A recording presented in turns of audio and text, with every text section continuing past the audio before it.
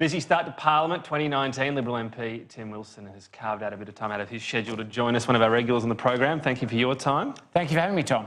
Interesting developments on asylum seekers, of course, in this Medical Evacuations Bill. To go through the actual change itself, the discretion now rests on someone having a substantial criminal record. So this is when a minister can say, no, don't put them on a medical evacuation. It can be any person sentenced to 12 months of prison. So that's a pretty low bar, right? I wouldn't consider that a low bar. I mean, what we've got is a situation where we have people who are held in offshore detention, offshore processing for reasons, right? And we're trying to deal with the challenge of getting people resettled in an appropriate way while preserving border security. Health support and assistance are given to people on location. If there are other problems, they're given transfers based on a proper approval process not to compromise national security. Now, that's always been the focus of the government. It's always been proportionate and measured. You know, I've said publicly many times before in the Parliament, on your program and everywhere else, that I believe that we should be resettling people as quickly as possible. That remains my view. But one of the big questions that sits around this discussion is around what the test is and how people are going to be transferred to Australia. Right, and we're trying to, get examples here of people who could be transferred under this policy that should not be, basically. The examples given in the media today, people who have been accused of violent crimes but not convicted.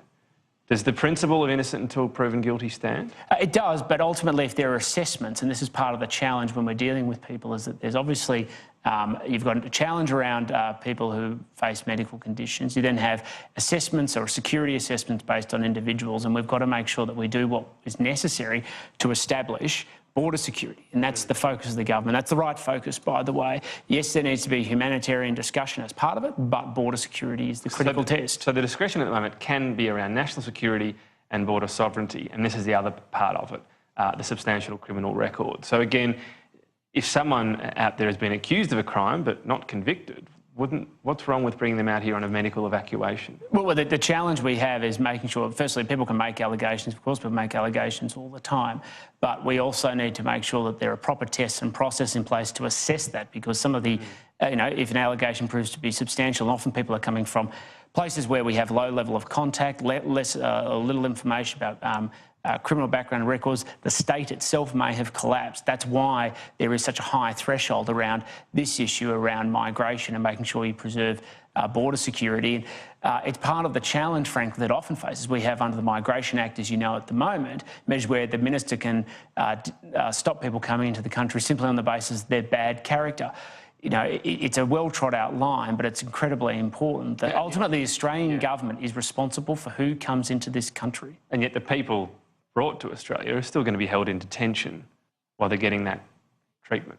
What people will be is in a situation where they're contained so that they can get assistance and treatment. But this is the problem with doing it down this parliamentary path, is that you've created a pathway for people to find an automatic pathway into Australia depending on circumstances, and isn't based on... It's a pathway to medical treatment. Well, as I said before, medical treatment is provided in those locations, and the minister was already providing pathway for medical transfers, but it was based on a discretion that put national security at the top. And was one of the great challenges, and it's one of the things that weighs on my conscience and all members of Parliament's consciences, is that we are elected to exercise an office. We're not merely elected to represent our own personal view. And any member of Parliament that doesn't put national security and border security at the fore, I think, respectfully, has misunderstood the office for which they hold.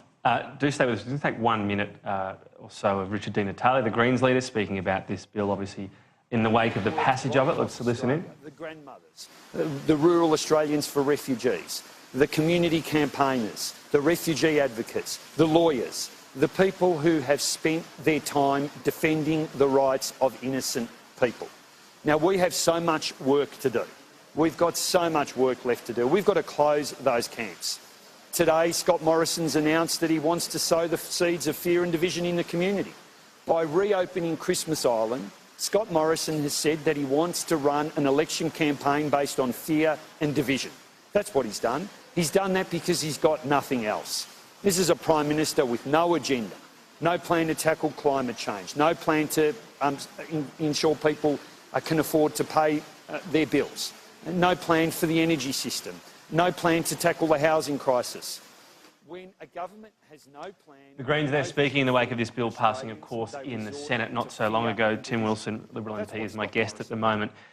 You've spoken, and the Prime Minister's spoken a lot about the importance of border security. Therefore, is it important also to give the message out there to voters and to maybe people smugglers who are watching?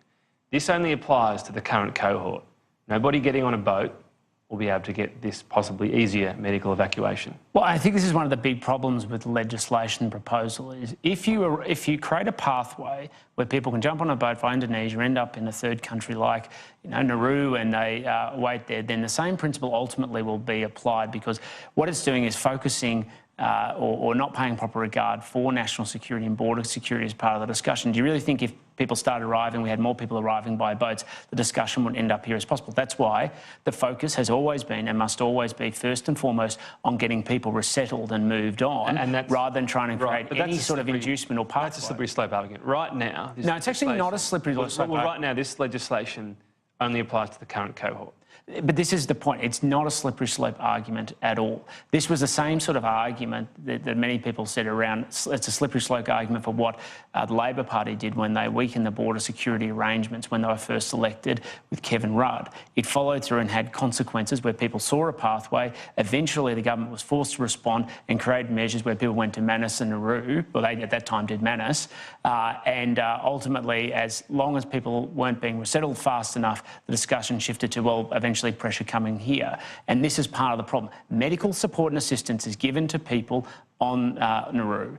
It is given to them if they need additional assistance. There was a pathway of transfer to a third country, which sometimes included Australia. It was not an automatic one. It was assessed based on medical advice. It also needed approval, assessing national and border security issues, and was delivered. This is now essentially a pathway with a series of checkpoints that's established in law with no discretion. We're out of time. Liberal MP Tim Wilson, we didn't even get to frank dividends. We certainly... I look forward to coming next time. I can assure you we'll get on to it. Thank you for your time. We're going to